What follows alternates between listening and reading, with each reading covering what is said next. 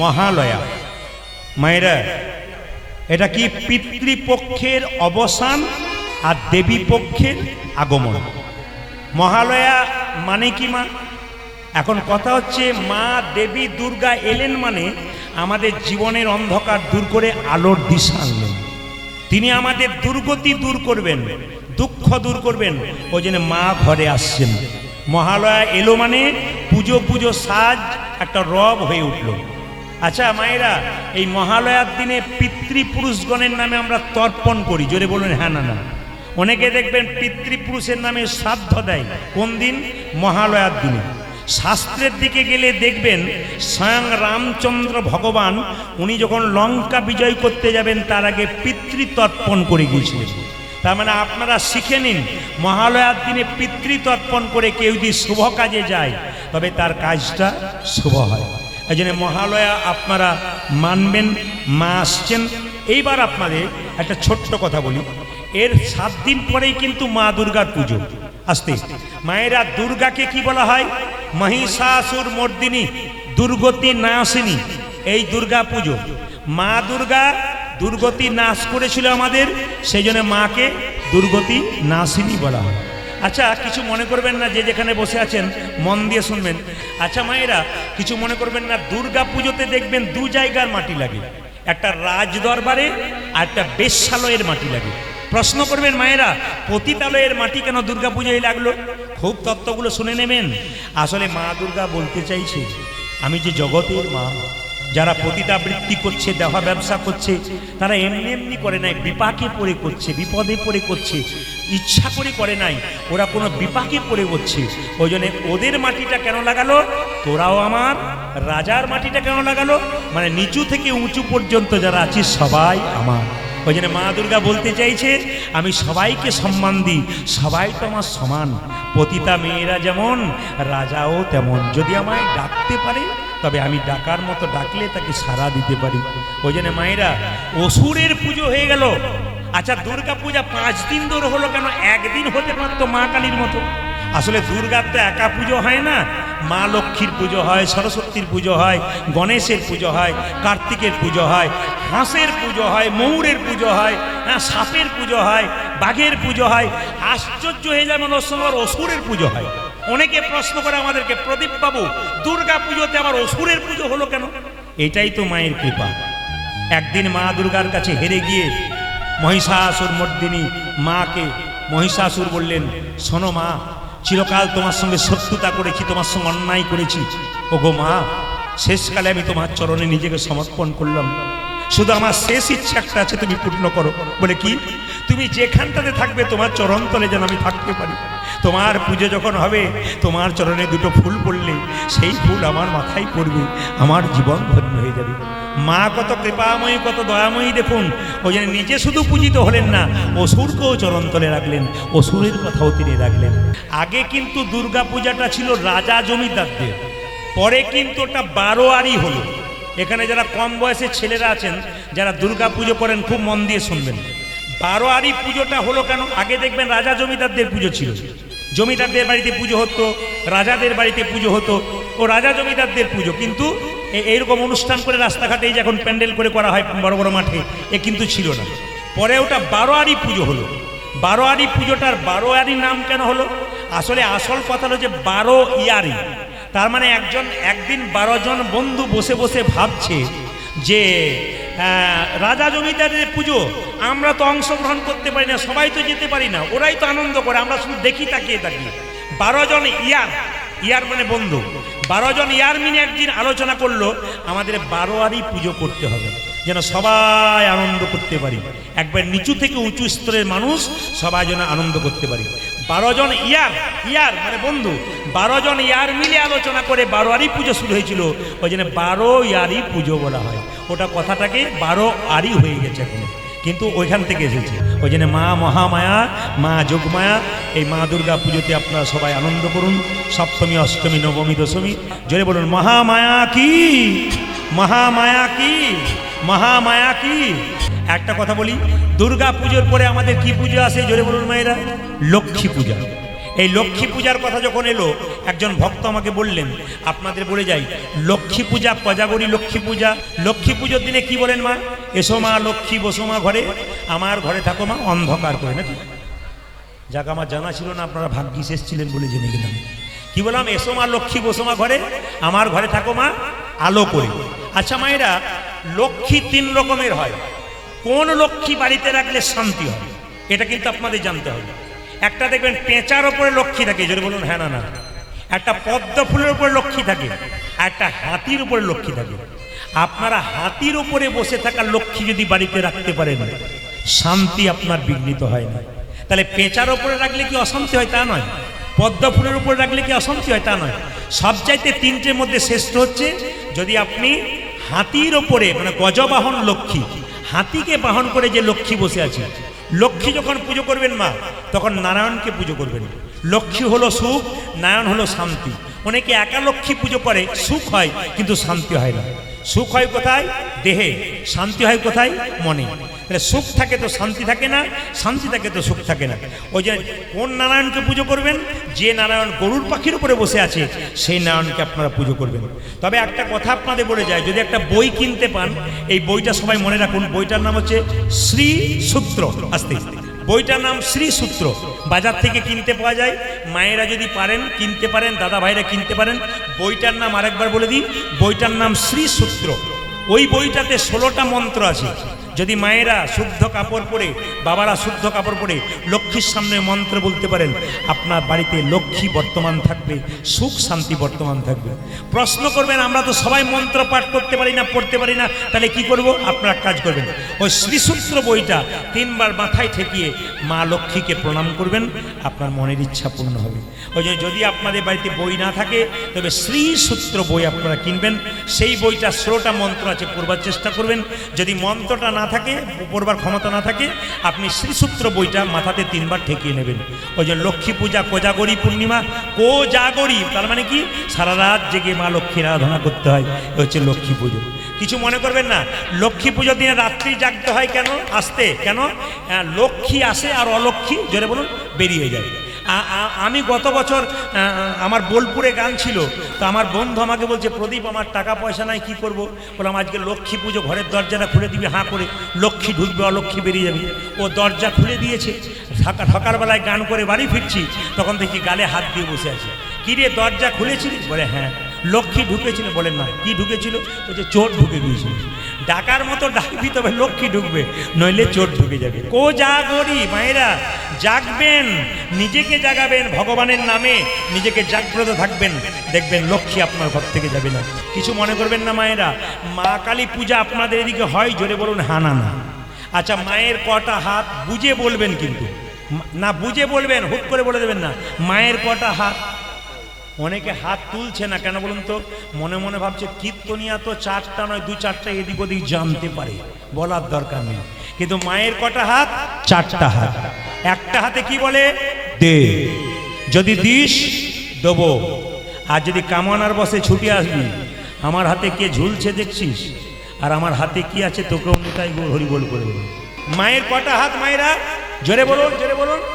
আত্মদ্বিধা নেই। কটা? 4টা। একটাতে কি বলছে? দে। একটাতে দেবো, আর একটা হাতে মুন্ড ধরে আছে, যদি কেউ কামানার বসে ছুটে আসবি তোকেও হরিবোল করে দেবো। আসলে বলুন তো মায়েরা, মা কালীর হাতে যে মুন্ড, ওটাকে সৌম্য নিসুম্য নামে 2জন অত্যাচারে ওষুধ ছিল।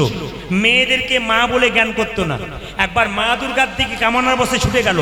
মা দুর্গার তার 3য় নয়ন থেকে কোরাল বদনী উলাঙ্গিনী, হ্যাঁ, খड्गধারিণী মা কালীকে সৃষ্টি করলেন। যারা কীর্তন শুনছেন তারা শুনে আসুন। মা দুর্গার 3য় নয়ন থেকে মা কালীর সৃষ্টি। তিনি করাল বদনী উলাঙ্গিনী নিশুম্বের মস্তক ছেদন করে সেই রক্ত পান করলেন, তারপর শিগালের মুখে দিলেন। কেন বলুন তো? অসুরের রক্ত যত মাটিতে পড়বে তত অসুর সৃষ্টি হবে, তাই প্রথমে নিজে নিলেন, তারপর শিগালকে দিলেন। অসুরের রক্ত মাটিতে পড়তে দিলেন না। তত্ত্ব আছে কিন্তু, শুধু মা কালী দেখলে হবে না, আপনাদেরকে গিয়ে জানতে হবে এগুলো হলো কেন। আবার শুনুন, মা জীবটাকে দাঁত দিয়ে চেপে আছে, জীবটা বের করে আছে কেন? জীব হচ্ছে লালসার প্রতীক। আপনার একটা বাড়ি হলো আর একটা ইচ্ছা হয়, আপনার একটা গাড়ি হলো আর একটা ইচ্ছা হয়। ওই যে জীব লালসার প্রতীক। যখন আপনি একটা গাড়ি পেয়েছেন, বাড়ি পেয়েছেন, আর আপনার দরকার নাই, পেলে টেনশন বাড়বে। মা বলতে চাইছে পেয়ে গেছিস, এইবার শুদ্ধ সত্য ধর্মের প্রতীক দাঁত দিয়ে চেপে ধর। তার মানে কি, এবার ধর্ম কর্ম কর, যা দিয়েছি ওটা নিয়ে সুখী থাক। আরো আরো চাইবো বললে নিতাই গৌর হরিবোল হয়ে যাবে। মায়েরা, মা দুর্গা যার বুকে পা দিয়েছে উনি কে? জোরে বলুন। বাবা ভোলা। আচ্ছা বলুন তো, মা দুর্গার সঙ্গে শিবের কি সম্পর্ক? জোরে বলবেন। কি সম্পর্ক? ভাসুর না শ্বশুর? জোরে বলবেন। মা দুর্গার সঙ্গে কি সম্পর্ক? ভাসুর না শ্বশুর? বা এই যে বলেছেন ভাসুর, খুশি হলাম। দু চারজন মাথা নাড়াচ্ছে, স্বামী বলছে, বলছে মা দুর্গার তৃতীয় নয়ন থেকে যদি মা কালীর সৃষ্টি হয়, তাহলে মা কালীর স্বামী, মা দুর্গার স্বামী যদি শিব হয়, তাহলে মা কালীর স্বামী কে হতে পারে? শিব হতে পারে। মা দুর্গার স্বামী শিব বলে মা কালীর স্বামী শিব। আচ্ছা কিছু মনে করবেন না, স্ত্রী কখনো স্বামীর বুকে পা দেয়? দেয় না। কিন্তু এখানে শিবের বুকে কালী পা দিল কেন? এটা তত্ত্ব কি? ওরা করাল বদনী উলাঙ্গিনী মা দুষ্টকে দমন করতে করতে শিষ্টকে দমন করে ফেলবে। তাই মা কি করলো না, মা শিব কি করলো না, রাস্তার মধ্যে পড়ে গেল, আর মা দুর্গা বুকে পা দিল, আর এই মা কালী বুকে পা দিল, আর মা কালী জীবটাকে বের করে দিল। ও মায়েরা, এক জায়গায় এই কীর্তনটা করতে গেছি, আর যেই না মা কালী শিবের বুকে পা দিয়েছে, একটা মেয়ে কীর্তনে শেষে এসে বলছে, দাদা স্বামীর বুকে পা দেওয়া যায়? বললাম তোমার এত ইচ্ছা কেন? বলে আমার মাঝে মাঝে ইচ্ছা হয়। বলে তোমার ইচ্ছা হয় কেন? বলছে আমার স্বামী মদ খেয়ে আমাকে মাতলামি করে মারধর করে চিত হয়ে শুয়ে পড়ে, আমার মনে হয় দিয়ে দিই, কিন্তু দিতে পারি না। বলে কেন? যদি কিছু হয়ে যায়। আমি বললাম কোনো অসুবিধা নাই, কাল থেকে দেবেন, তবে তার আগে হার্টের ডাক্তার দেখিয়ে তারপর দেবেন, নইলে নিতাই গৌর হরিবোল হয়ে যাবে। যদি সাধু সঙ্গ করতে পারেন তাহলে আপনার লাভ আছে। আপনার একটা উজ্জ্বল দৃষ্টান্ত আপনাদের সামনে দেবো। যারা শিক্ষিত ব্যক্তি আছেন, জ্ঞানীজন আছেন, আপনারা আমাদের 11তম রাষ্ট্রপতির নাম জানেন? এপিজে, জোরে বলুন। এপিজে আব্দুল কালাম। উনি জন্মগ্রহণ করেছেন তামিলনাড়ু রমেশ্বরে। এইবার লক্ষ্য করুন মায়েরা, আস্তে আস্তে যখন বড় হয়ে গেল, মনের মধ্যে ওর একটা ইচ্ছা ছিল কি জানেন? আমি পাইলট হব। মনের মধ্যে একটা ইচ্ছা ছিল কি? আমি পাইলট হব। দেখবেন ছোট ছেলে যারা বুদ্ধিমান হয় তাদের একটা ইচ্ছা জাগে, আমি পাইলট হব, জেগেছি। তা পাইলট হবার জন্যে ইঞ্জিনিয়ারিং পরীক্ষা দিতে গেছে। কিন্তু মায়েরা কিছু মনে করবেন না, পরীক্ষাতে সিলেক্ট হলো না। যখন সিলেক্ট হলো না, তখন সে যখন ফিরে এলো, গঙ্গা নদীর তীরে চুপচাপ বসে আছে, দেখতে পেল একজন সাধু সেখানে বসে আছেন। সেই সাধুর কাছে গিয়ে তিনি গীতার কথা শুনলেন। গীতাতে বলা আছে, একাদশ অধ্যায়ে 11তম অধ্যায়ে কি বলা আছে? কৃষ্ণ অর্জুনকে বলছে, হেরে যাবার ভয় করো না, তবে তুমি জিততে পারবে না। সঙ্গে সঙ্গে এপিজে আব্দুল কালাম যে সাধুর কাছে গিয়েছিল, সাধুর নাম কি? স্বামী শিবানন্দ। সবাই শুনবেন, সাধুর নাম হচ্ছে স্বামী শিবানন্দ। শিবানন্দ বলে উঠল, শোন, তোর কাজ কিন্তু পাইলট হবার জন্য নয়, তোর যে কাজ ওটা সুস্থ আছে, তুই চেষ্টা কর, বেরিয়ে আসবে। কি হলো? APJ Abdul Kalam missile master হয়ে গেলেন। তিনি কে? তিনি হয়ে গেলেন বিখ্যাত বিজ্ঞানী। এই এপিজে আব্দুল কালাম পদ্মবিভূষণ পেয়েছিলেন, পদ্মভূষণ পেয়েছিলেন, ভারতরত্ন পেয়েছিলেন। 2002 সালে উনি 11তম মানে 11তম রাষ্ট্রপতি নির্বাচিত হয়েছিলেন। ওই জন্য একজন সাধুর সঙ্গ করে, শিবানন্দের সঙ্গ করে, তিনি নিজের মুখে শিক্ষা করেছিলেন, তিনি নিজের মুখে স্বীকার করেছিলেন যে শিবানন্দের সঙ্গ যদি আমি না করতে পারতাম, তাহলে আমার জীবন ধন্য হতো না, আমার জীবনের পথ পরিবর্তন হতো না। কি হিন্দু কি মুসলিম, যদি ভালো ভালো মানুষের সঙ্গ করতে পারে, তবে তার জীবন ধন্য হয়ে যায়। ওই জন্য যে আপনারা কীর্তন শুনছেন, আমি তো কীর্তন করছি, কিন্তু যারা মাঝে বসে আছেন, যারা ধারে বসে আছেন, অনেক মাকে দেখতে পাচ্ছি, অনেক বাবাকে দেখতে পাচ্ছি, যারা কীর্তন পিপাসু মানুষ, তাদের সামনে বসলে কীর্তন শুনবেন। আর চঞ্চল মানুষের সামনে বসলে আপনার কীর্তন শোনা হবে না। ও যেমন মাথা ঘোরাঘুরি করবে, আপনার মাথা ঘুরবে। আর যিনি ভক্ত মানুষ, তার সামনে বসে কীর্তন শুনলে, তার মুখের দিকে চাইলে দেখবেন তিনি যখন আকুণ্ঠ ভরে কীর্তন শুনছে, আপনারও মন একই হবে। ওই যে সাধু সঙ্গ করতে হয়। আজকের লীলার বিষয়বস্তু আস্তে আস্তে মায়েরা, একজন আমাকে, গল্প নয়, একজন আমাকে জিজ্ঞেস করলেন আজকে আপনি কি পালা করবেন? তা আমি তাকে বললাম, দাদা কিছু মনে করবেন না, আমি তো পালা জানি না। উনি বললেন, আপনি পালা জানেন না? বললাম না। তাহলে কি জানেন? বললাম আমি লীলা জানি। নাটকের পালা হয়, যাত্রার পালা হয়, কীর্তনের কোনদিন পালা হয় না। যদি কেউ মনে করেন কীর্তনের পালা হয় তাহলে ভুল করবেন। কীর্তনের লীলা হয়। আমাদের জীবনে দুটো পালা হয়, সবার জানা আছে, একটি আসার আর একটি যাওয়ার। আচ্ছা ঠান্ডা মাথায় উত্তর দিন তো, যারা কীর্তন শুনতে এসছেন তাদের কোন পালা শেষ হয়েছে, আসারটা না যাওয়ারটা? জোরে বলুন। অনেকে মনে মনে ভাবছে ফোন নাম্বারটা দিন, কাল বলে দেবো। আসারটা না যাওয়ারটা? জোরে বলুন। আসারটা। বাকি আছেন কোনটা? যাওয়ারটা। অনেকে ভয়ে বলছে না যাবে না বলে। বাকি আছে কোনটা? একটু জোরে বলুন। এতই যদি বুঝছেন যাওয়ারটা বাকি আছে, সাদা চুলে গোদরেজ নিচ্ছেন কেন? আবার দেখবেন আমরা যখন মৃতদেহ দরজা দিয়ে নিয়ে যাই, কেউ বলো হরি হরি, বলো হরি হরি। আমিও প্রণাম করি, আপনিও প্রণাম করেন। কি ভাবেন ও বোধ হয়ে গেল, আমি বোধ হয়ে যাবো না? কিন্তু যিনি মরে যান তিনি শিক্ষা দিয়ে যান, আমাকে দেখে শিখে নিয়ে নাও। আমি শুধু মরি নাই, তোমাকে দেখিয়ে দিয়ে গেলাম কি এ সংসারে তুমি যেমন আনন্দ করছো আমিও একদিন করেছিলাম। আমাকে দেখে শিখে নাও, আমি যেমন মাচাই দুলতে দুলতে চললাম, একদিন তোমাদেরকেও মাচাই দুলতে দুলতে নেতাই গৌর হরি বল বলে চলে যেত। আজকে লীলার বিষয়বস্তু হচ্ছে, যেহেতু সাধ্য বাড়ির গান, মান মাথুর দান, এই জন্য সামনে একটা আসলে এসেছিলাম 7 কিলোমিটার দূরে, মাথুর গিয়েছিলাম। আজকে আপনাদের সামনে একটু দানের কথা বলবো। ভগবান শ্রীকৃষ্ণ দান লীলা করলেন কেন? বসো বসো। ভগবান শ্রীকৃষ্ণ দান লীলা করলেন কেন? ও মায়েরা আস্তে। সামনে বসে কেউ গল্প করলে তার ওষুধ আছে, কিন্তু ওই সামনে বসে কেউ গল্প করবেন না, মন দিয়ে শুনবেন। নারদ মুনি একদিন রাস্তা দিয়ে পেরোচ্ছে, হঠাৎ দেখতে পেল বিরাট বড় প্রকৃষ্ট দেহ, বিরাট বড় একটা শরীর, কিন্তু সেই লোকটা একটা সুন্দরী মেয়েকে কাঁধে নিয়েছে, একটা বৃদ্ধা বুড়িকে দড়ি দিয়ে টানতে টানতে নিয়ে যাচ্ছে। আপনারা শুনবেন ভালো করে। বিরাট চেহারা, বলিষ্ঠ লোক, কাঁধে নিয়েছে একটা সুন্দরী যুবতীকে, আর একটা বৃদ্ধা বুড়িকে দড়ি দিয়ে টানতে টানতে নিয়ে যাচ্ছে। জিজ্ঞেস করছে নারদ মুনি, আপনি কে?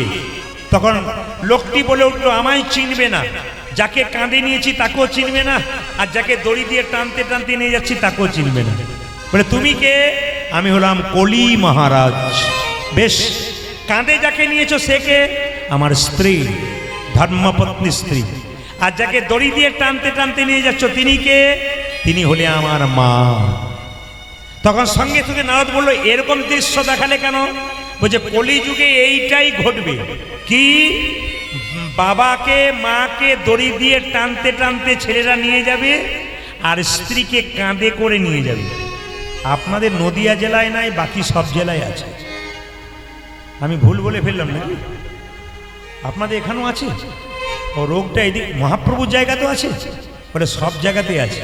মায়েরা, নারদ মুনির চোখে জল এলো, এ কেন দেখলাম? বৃন্দাবনে আপনারা জানেন যে শ্যামকুণ্ড, রাধাকুণ্ড আছে, কিন্তু চমকে যাবেন, বৃন্দাবনে 1000 কুণ্ড আছে। তো রাধাকুণ্ডে নয়, নারদ কুণ্ডে বসে বসে নারদ মুনি ভগবানকে প্রার্থনা করলেন। ভগবান বললেন, নারদ শুনে রাখো। বলে কি? হ্যাঁ, গুহার মধ্যে মুচকুন্দ মুনি রয়েছে, তাকে আগে তুমি কলির জীবের দ্বারে প্রেমের হাট বসাতে বলো। তোমরা সেখানে যাও, আমাকে ডাকবে, তোমাদের আহ্বানে আমি যাব, কলির অধম জীবকে হরিনাম দিয়ে উদ্ধার করব। মায়েরা, গুহার মধ্যে যে মুচকুন্দ মুনি, তিনি এলেন আমাদের পৃথিবীতে। তিনি কে বলুন তো? আপনার জয়দেবের মেলা যান না? ওই কবি জয়দেব হলো গুহার মুচকুন্দ মুনি। অদ্বৈত প্রভু গঙ্গা জলে মহাপ্রভুকে আহ্বান করলেন, আর মহাপ্রভু এসে কলির জীবের দ্বারে হরিনাম দিলেন। দান কালী কুমুদিনী হতে এক রাত্রির মধ্যে দান লীলা রচিত হলো। দান আপনারা করবেন, কোথায় কোথায় করবেন? মন দিয়ে শুনবেন। দান যখন করবেন আপনাদের হাত থাকবে ওপরে, যে নেবে তার হাত থাকবে, জোরে বলুন, নিচে। যে দেয় তার ওপরে হাত থাকে, আর যে নেয় তার হাত নিচে থাকে। আপনার দান কোথায় কোথায় করবেন? মন দিয়ে শুনবেন। আপনার দান কোথায় কোথায় করবেন? গরিব মেয়ের বিয়ে হচ্ছে না, কিছু দান করুন। সৎসঙ্গ হচ্ছে, প্রসাদের ব্যবস্থা আছে, ওখানে কিছু দান করুন। দরজায় বৈষ্ণব গেছে, ওনাকে কিছু দান করুন। আপনার বাড়িতে ভিখারি এসছে, আপনি দান করবেন না, আপনার বাচ্চা মেয়ে ছেলেকে দিয়ে দান করান। কেন বলুন তো? আপনি তো এতদিন দান দিয়েছেন, আপনার ছেলেকে মেয়েকে দিয়ে দান করান। ধরুন আপনার বাড়িতে ভিখারি এসছে, আপনার বাচ্চাকে বলবেন তুই দিয়াই, কেন বলুন তো? ও যখন দিতে যাবে, দিতে দিতে ওর মনটা বড় হবে। তার মানে কি, বয়সকালে আপনাকেও দেবে। বাচ্চাকে দেওয়াতে শিখতে হবে। বাচ্চার মন হচ্ছে কচি বাঁশের মতো, যে যেদিকে বাঁকাবেন সেরকম হবে। ও মায়েরা, চাণক্য পণ্ডিত বলেছে বাচ্চাদের 5 বছর পর্যন্ত কোনো দোষ ধরবে না, খেলবে পড়বে ভাঙবে কিচ্ছু বলবে না। কিন্তু বাচ্চার বয়স যখন 5 থেকে 15 বছর হবে, তখন মায়েরা একটু শাসনের চোখে রাখবেন, নইলে ছেলে মেয়ে বিগড়ে যাবে। যখনই ছেলে মেয়ের বয়স 16 পেরিয়ে যাবে, তখন মা বাবাকে জানতে হবে পুত্র মিত্র বদাচরিত, মানে কি, আপনার সঙ্গে আপনার ছেলে মেয়ের সম্পর্ক থাকবে বন্ধুর মতো। ওই জন্য দানের কথা যখন বললাম একটু মন দিয়ে শুনবেন। দ্রৌপদী গঙ্গায় স্নান, এই যে দ্রৌপদী যখন বস্ত্র নিয়েছিল, কাপড় পেয়েছিল না, কিছু করেছিল তবে তো কিছু পাবে। কই আমি পাচ্ছি না, আপনি পাচ্ছেন না কেন? আসলে দ্রৌপদী পেরো কেন? কিছু না করলে আপনি পাবেন কি করে? এই যে কীর্তন শুনতে এসছেন, কান দিয়ে মন দিয়ে শুনবেন, আপনার জীবন ধন্য হয়ে যাবে। একটু মন দিয়ে শুনবেন। দ্রৌপদী গঙ্গায় স্নান করতে গেল, একজন মুনি গঙ্গা জলে দাঁড়িয়ে আছে, উঠছে না। দ্রৌপদী বলল, মুনিবর ওঠো। বলে কেন? না, যে জলে স্নান করবার জন্য তুমি নেমেছো, আমি সেই ঘাটে স্নান করব। মুনি বলল, মা আমি নেমেছি কিন্তু উঠতে পারবো না। বলে কেন? না, যে কাপড়টা পরে আমি স্নান করছিলাম ওই কাপড়টা জলে ভেসে চলে গেছে। তুমি যদি তোমার কাপড়ের টুকরো একটু আমায় দিতে পারো, আমি লজ্জা নিবারণ করে পারে উঠবো, আমি তোমায় আশীর্বাদ দেবো। দ্রৌপদী কি করেছিল মা? নিজের কাপড়টা টুকরো করে মুনিকে দিয়েছিল। আর মুনি লজ্জা নিবারণ করে যখন পারে উঠলো, তখন বলে উঠলো, মা আমি তোমাকে আশীর্বাদ করলাম, এই যে তুমি এইটুকু কাপড় দিলে, এই কাপড় তুমি একদিন অনেক করে পাবে। কোন দিন পেয়েছিল মা? দ্রৌপদীর বস্ত্রহরণের জন্য পেয়েছিল। ওই জন্য আপনাদেরকে বলে রাখি, দান দেবেন। দান কোথায় দেবেন? একটু মন দিয়ে শুনুন। দান কোথায় দেবেন? দান দেবেন এখানে। যেমন আমি একটা আসরে গান করতে গেছি, তা সবাই এই যে কাকা দান দেবেন কোথায়? এই দেখান, একটা আসরে গান হচ্ছে, তা দেখবেন যখন নামযোগ্য গান হয় তখন দেখবেন বৈষ্ণবরা একটু তিলক দেয়। আপনার 10 টাকা 5 টাকা 2 টাকা দেন। তো সব আসরে এরকম দেওয়া দেই চলছে, সবাই দিচ্ছে, একজন পকেটে পাঞ্জাবির ভেতরে হাত ভরে খালি এরকম করছে। আমি মনে মনে ভাবলাম কি করছে? আসলে বাছাবাছি চলছে, ছোটটা দেবো না বড়টা দেবো, মানে 5 টাকার কয়েন দেবো না 2 টাকার কয়েন দেবো। ভগবান বলছে তোর পকেটে কত আছে ওটাও জানি, তোর ব্যাংকে কত আছে কতও জানি, এমন পোকা লাগা বেগুন দিয়ে দেবো যে নার্সিংহোম আর ঘর করে করে বেড়াবি। মানে এমন বাচ্চা দিয়ে দেবো তো ছোট বড় মেজো সব বেরিয়ে যাবে। ওই জন্য আপনাদের কাছে নিবেদন রইল, ভগবানকে দেবেন আপনার সামর্থ্য অনুযায়ী। আপনার সামর্থ্যের বাইরে আপনাকে দিতে বলি নাই। আপনার বাড়ির দরজাতে কেউ ভিক্ষা চাইতে এসছে, একটা ছেলে চিৎকার করে বলছে, মা 10 টাকা দাও। আপনি বললেন আহা ছেলে মানুষ, 100 টাকা দিলেন, 1 কেজি চাল দিলেন। ওই ছেলেটা বিক্রি করে মদ খেয়ে নিল। কিন্তু একজন বৈষ্ণব আপনার দরজায় এসে বলল, মা 10 টাকা দাও, একটু চাল দাও। আপনি বৈষ্ণবকে চালটা দিলেন, ওই চালটা প্রসাদ তৈরি করে তুলসী পত্র দিয়ে গোবিন্দের চরণে দিয়ে বলল, হে গোবিন্দ, এটা আমার নয়, যে দিয়েছে তার গোটা পরিবারের যেন মঙ্গল। এই জন্যে আপনারা তো বাড়িতে খাওয়াতে পারেন না, আস্তে আপনারা তো সবাই বাড়িতে খাওয়াতে পারেন না। তা যেখানে বৈষ্ণব সেবা হয়, ভক্ত সেবা হয়, মহোৎসব হয়, সেখানে যা দিতে পারবেন তার চাইতে বেশি দিলে কি হবে? আপনার দ্বারা যদি 10 জনের সেবা হয়ে যায়, আপনার ওইখানেই লাভ হয়ে যাবে। ওটা ভেবেন না যে কেউ নিয়ে নিল, ওটা সেবাতে লেগে গেল, মানে আরো 10 জনের সেবা হয়ে গেল। এই জন্য দান ঠিক জায়গায় দেবেন। তবে দান দেবেন, আপনার নাম দেবেন না। নিতাই ধাম একচক্রগ্রাম যাবেন, ওখানে একটা বিরাট বড় মন্দির তৈরি হয়ে গেল, 10 কিলোমিটার দূর থেকে দেখা যায়। ওখানে মন্দিরে যারা টাকা পয়সা দিয়েছে, সিমেন্ট ইট দিয়েছে, তারা নাম দেয় না। আপনার দান দেবেন কিন্তু নাম দেবেন না। মায়েরা কোথাও 100 টাকা দিলেন, লোকের কাছে গিয়ে বললেন আমি 100 টাকা দিলাম, নাম দেবেন না। দান দেবেন, নাম দেবেন না। কেন বলুন তো? নাম দিলে অহংকার হয়, আর নাম না দিলে প্রেম হয়। ওই মন্দির তৈরি হচ্ছে, 2-4 ট্রাক সিমেন্ট এসছে।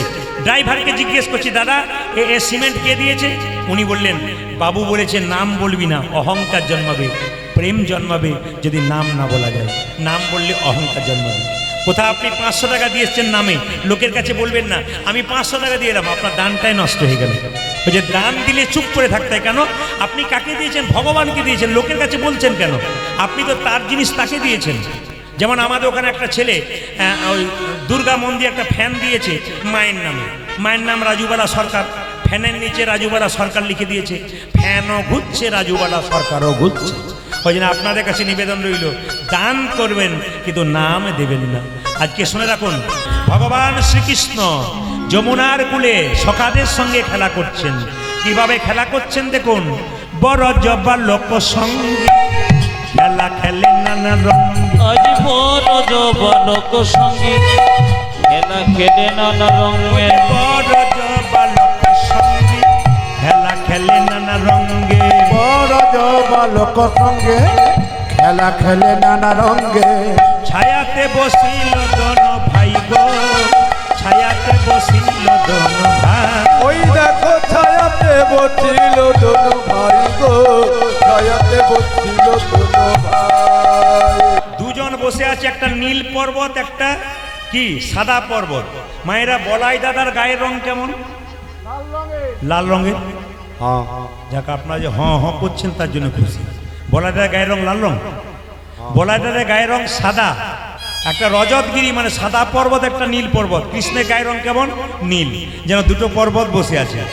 এখন সুবল খেলা করতে করতে দেখলো যে কানাই এক পাশে বসে আছে। কি ব্যাপার? সুবল ছুটে গেল কানাই কানাই করে। মায়েরা কিছু মনে করবেন না, জ্যাঠার ছেলে আর কাকার মেয়ে, জ্যেষ্ঠিত কাকা তো ভাই বোন, এরা দেখবেন মুখের ভাবটা একই রকম হয়। সুবল এবং রাধারানী প্রায় একই রকম দেখতে। কেন? জ্যেষ্ঠিত কাকা তো ভাই বোন। তো সুবল যেই না কানাইয়ের কাছে গেছে, কানাইয়ে সুবলকে দেখে রাধার কথা মনে পড়ে গেছে। সুবলকে দেখে সঙ্গে সঙ্গে কৃষ্ণ বলল, আই ভাই সুবল, তুই তোমার প্রাণের বল আমার রাধার সঙ্গে মিলিয়ে দিবি। এই বলে সুবলে হাত দুটোকে ধরে কৃষ্ণ টানতে শুরু করেছে। সুবলেরও করে ধরি গমন করল হরি। আজ সুবলের করে হরি গমন করল হরি। সুবলের করে ধরি গমন করল হরি। সুবল বলছে, আমি তো রাধাকে আনতে পারবো না। কৃষ্ণ বলছে, কেন পারবি না? বলছে, তোর কাছে যারা থাকে তাদেরকে আগে বল। বলছে, আমার কাছে কে আছে? মাথার চূড়া আছে, তাকে বল, তোর রাধা এনে দেবে। হাতের বাঁশি আছে, তাকে বল, সে এনে দেবে। পায়ের নুপুর আছে, তাকে বল, গলার মালা আছে, তাকে বল, সে এনে দেবে। মায়েরা, যেই না কৃষ্ণ বলছে, হ্যাঁ রে মৌরপুচ্ছ, তুই আমার গোবিন্দকে আনতে পারবি?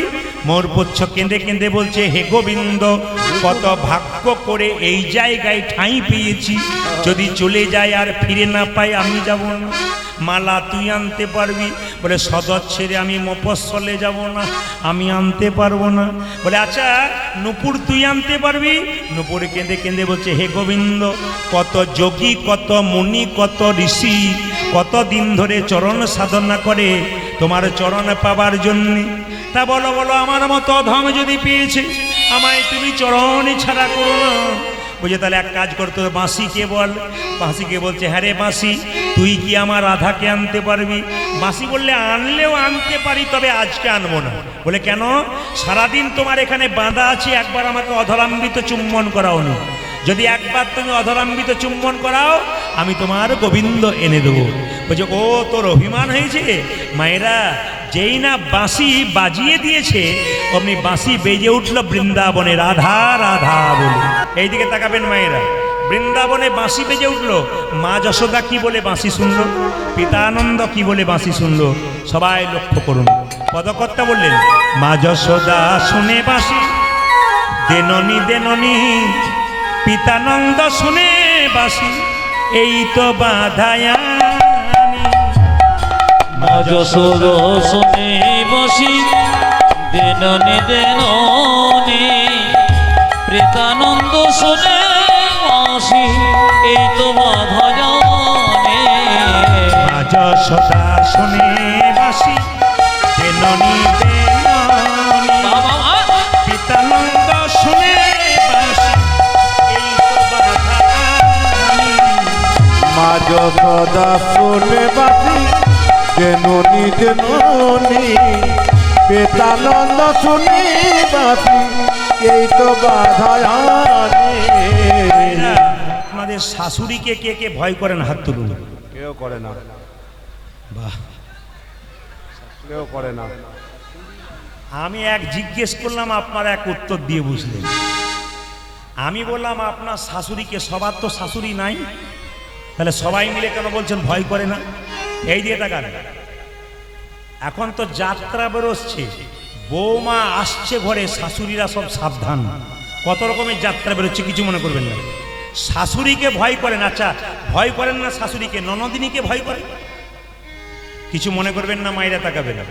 শাশুড়ি মানে আমি ওই শাশুড়ি কথা বলি নাই, শ্বাস উড়ি, শ্বাস উড়ি, কখন কে শ্বাস উড়ে যাবে নিঃশ্বাসে বিশ্বাস নাই, এই শাশুড়িকে সবাই ভয় পায়। আর ননদি, ননদি নয় নদী, গুনে নিন নদী। ওই যে আগে বলেছি, দুটো কান, দুটো চোখ, দুটো নাকের ছিদ্র, একটা মুখ স্বাদ, আর কি এইদিকে ও পায়ু এবং অপস্ত। নদী, নদী, ননদী নয় নদী। আমরা শাশুড়িকে ভয় করি, ননদীকে, ওই শাশুড়ির কথা বলি নাই। এখন রাধারানীর শাশুড়ির নাম কি? জটিলা। আর ননদিনীর নাম কি মা? কুটিলা। কিছু মনে করবেন না। বড়িমা দরজার বাইরে গিয়ে চিৎকার করছে, এই যে জটিলে, জটিলে। ধীরে জটিলে বেরিয়ে এসেছে, এসে জিজ্ঞেস করছে বড়িমা, জটিলে দরজায় ধাক্কা দিয়েছি, কোথায় গিয়েছিলি? তখন জটিলে বলছে শুনতে পায় নাই। তখন সঙ্গে সঙ্গে বড়িমা বলে উঠলো, তোর মরণ হয় না? তোকে দেখে আমার গা জ্বলে যায়।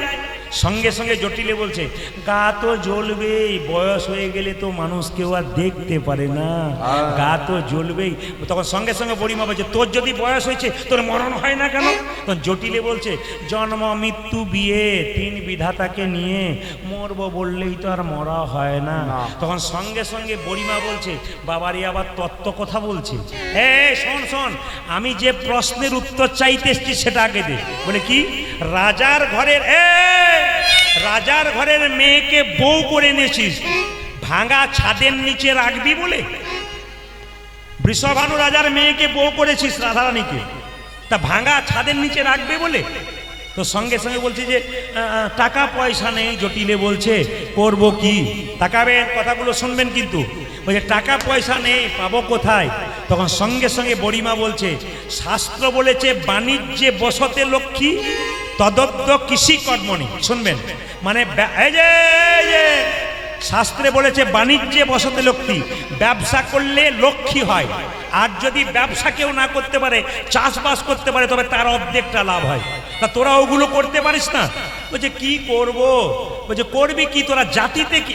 জাতিতে কি তোরা? আমরা গোয়ালা, গোয়ালা। জাতিতে গোয়ালা। মায়েরা গোয়ালাদের ব্যবসা কি? পান ব্যবসা। যাক, আপনাদের প্রণাম জানাই। আমি যখন পান ব্যবসা, তখন মায়ের বলছে পান ব্যবসা। তাহলে বলছেন না যে গোয়ালাদের কি ব্যবসা? দুধ ব্যবসা। সঙ্গে সঙ্গে সঙ্গে বলছে, আচ্ছা কিসের গন্ধ উঠছে না? তাই তো রে, ওই দিক থেকে আসছে, ওই দিকে, ওই দিকে। এইখানটা মনে হচ্ছে না কি গন্ধ হচ্ছে? কিসের গন্ধ হচ্ছে খুব জোর? ওইখানটা মনে হচ্ছে না? না না, আপনাদেরকে বলিনি, আসলে দধি দুগ্ধ ঘিতগুলোর গন্ধ হচ্ছে। দধি দুগ্ধ ঘিতগুলো ঘিরে, দধি দুগ্ধ ঘিতগুলো পচে পচে যাচ্ছে, আর বিক্রি করতে পারছিস না। সঙ্গে সঙ্গে বলছে, কে যাবে? জটিলে বলছে। তোর বড়িমা বলছে, কেন তুই চল। বলছে কি করে যাব? বয়স্ক মানুষ, যদি হাত পা ভেঙে যায় লোক আর ভালো করে দেখবে? আর তাকিয়ে দেখবে না, দরকার নাই বাবু, আমি যাব না। বলছে তাহলে এক কাজ কর, তোর যে ছেলে রয়েছে আয়ানকে পাঠা। বলছে আয়ান তো সবসময় মায়ের ঘরে বসে বসে খালি মা মা বলে কাঁদছে, ওর তো কোনো কাজ নাই। মায়েরা কিছু মনে করবেন না। রাধারানীর স্বামীর নাম কি? জোরে বলুন। এইদিকে এত কীর্তন শুনছেন, হাত তুলে বলতে পারে রাধারানীর স্বামীর নাম কি? এখন বলছেন আয়ান ঘোষ। আসল স্বামী কে বলুন তো? কে? কৃষ্ণ। তাহলে প্রশ্ন করবেন, কৃষ্ণ যদি রাধার স্বামী হয়, তাহলে কেন আয়ানের ঘরে এলো? আয়ান কিন্তু পূর্বজন্মে কি ছিল? একজন ঋষি ছিল। তিনি কি করেছিলেন? ভগবানের ধ্যান করেছিলেন। নারায়ণ বলল, আয়ান তুমি, ঋষি তুমি কি চাও? সঙ্গে সঙ্গে বলল, আমি তোমার স্ত্রীকে আমার স্ত্রী রূপে পেতে চাই। লক্ষ্মীকে তুমি স্ত্রী রূপে পেতে চাও? জগতের প্রত্যেকটা ছেলে, প্রত্যেকটা মেয়ে লক্ষ্মীকে মা বলে ডাকে, আর তুমি মা বলে ডাকবে না, তুমি স্ত্রী রূপে পেতে চাও? বলে হ্যাঁ আমি পেতে চাই। বলে এ বর তোমাকে দেবো না, যদি না দেবে তাহলে আমি ডাকতে ছাড়বো না। সঙ্গে সঙ্গে ভগবান বললেন, শোনো ঋষি। বলে কি?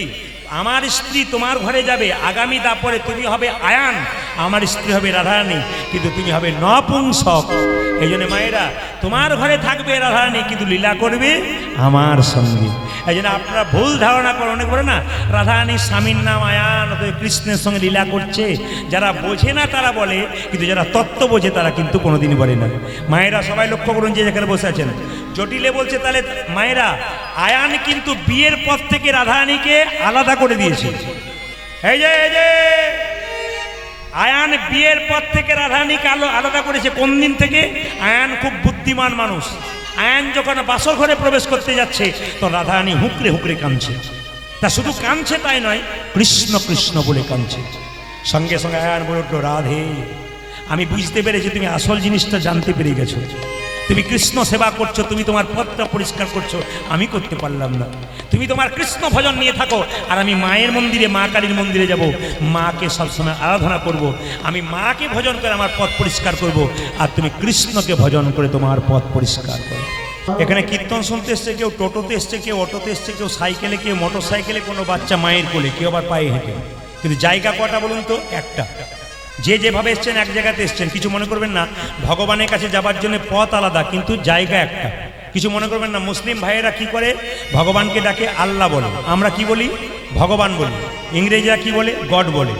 জল খাচ্ছি, মুসলিমরা পানি বলছে, আমরা জল বলছি, ইংরেজি ওয়াটার বলছি। কিন্তু মনে রাখুন, একটাই, কিন্তু নামগুলো আলাদা আলাদা। এই জন্য মায়েদের একটু বুঝিয়ে দিই, যে যেখানে বসে আছেন, আসলে যে যে পথে যাবেন এক জায়গাতে যাবেন। আপনাদের গ্রামটার নাম হচ্ছে পানিহাটা। তা কিছু মনে করবে না, ওই পারে একটা মেয়ের সঙ্গে এই পারে একটা ছেলের বিয়ে হয়েছে। তা গ্রামে গ্রামে বিয়ে হলে কি সুবিধা বলুন তো? এই যে এখন পয়সা দেবার চেষ্টা করবেন না। কীর্তনে পয়সা দিলে ডিস্টার্ব হয়, তাই পয়সা দেবেন না, মন দিয়ে শুনবেন। গ্রামে গ্রামে বিয়ে হলে সুবিধা কি আর অসুবিধা কি? এইদিকে গ্রামে গ্রামে বিয়ে হলে পয়সা এখন দেবেন না, দূর থেকে দিতে। গ্রামে বিয়ে হলে কি হয়? ছেলের সঙ্গে মেয়ের কি সুবিধা হয় বলুন তো? জামাই যদি বারবার শ্বশুর বাড়ি যায়, মিষ্টির প্যাকেট নিয়ে যেতে হবে। আর মেয়েদের সুবিধা কি বলুন তো? ঝগড়া হলেই থানা বাড়ি, নিতাই গৌর হরি বলে একটা সুবিধা। তা ওই পাড়ার মেয়ের সঙ্গে এই পাড়ার ছেলের বিয়ে হয়েছে, দুজনে গন্ডগোল হয়েছে। ছেলেটি বলছে, বেশি ঝগড়া করো না, আমি বীরভূম প্রদীপ পালের বাড়ি চলে যাব। যে না এই কথা বলেছে, সবাই লক্ষ্য করুন। সঙ্গে সঙ্গে মেয়েটি বলছে, তুমি যেখানে যাবে যাও, আমি তো বাপের বাড়ি চলে যাব। যখনই বলেছে বাপের বাড়ি যাব, আমার দিকে তাকাবে। যখনই বলেছে বাপের বাড়ি যাব, সঙ্গে সঙ্গে ছেলেটি গিয়ে কি করেছে? বাস স্ট্যান্ডে গিয়ে বসে আছে। মেয়েটি কি, মায়েরা, স্ত্রী কি করেছে? এইদিকে স্ত্রী কি করেছে? সোজা চলে গেছে বাপের বাড়ি। ছেলেগুলো স্কুলে গিয়েছিল, ছেলেগুলো ছুটে এসে বলছে, এই যে পাড়ার ছেলেকে, ও কাকা, আমার মা কই, আমার মা কই? ছেলেগুলো বলে উঠলো, কাকা বলে উঠলো, তোর মা গেছে তোর মায়ের বাপের বাড়ি। ছেলেটা তখন বলে উঠলো, চল ভাই, তাহলে আমরা দুজনে চলে যাই মামার বাড়ি। এখন স্বামী এসে দেখলো দরজা বন্ধ। পাড়ার ছেলেকে জিজ্ঞেস করো, তোর বৌদি কই? বলে বৌদি গেছে বাপের বাড়ি। আমার ছেলেগুলো কই? ওরা গেছে মামার বাড়ি। তাহলে বৌদি যদি তোর যার বাপের বাড়ি, ছেলেগুলো যদি মামার বাড়ি যায়, আমি কেন বাকি থাকে? আমি চলে যাই শ্বশুর বাড়ি। যে পথেতে যাও না কেন, আমি বইয়ার কেউ নেই। যে পথেতে যাও না কেন, আমি বইয়া কেউ নয়। যে পথেতে যাও না কেন, আমি বইয়ার কেউ নয়। যে পথেতে যাও না কেন, যাবি বইয়ার কেউ একই ব্রহ্ম, দ্বিতীয় না, আমি ছাড়া গতি নাই। একই ব্রহ্ম, হায় হায় একই ব্রহ্ম, আজি একই ব্রহ্ম, দ্বিতীয় নাস্তি, আমি ছাড়া গতি নাই। যে পথেতে যাও না কেন, আমি বইয়ার কেউ নয়। যে পথেতে যাও না কেন, যাবি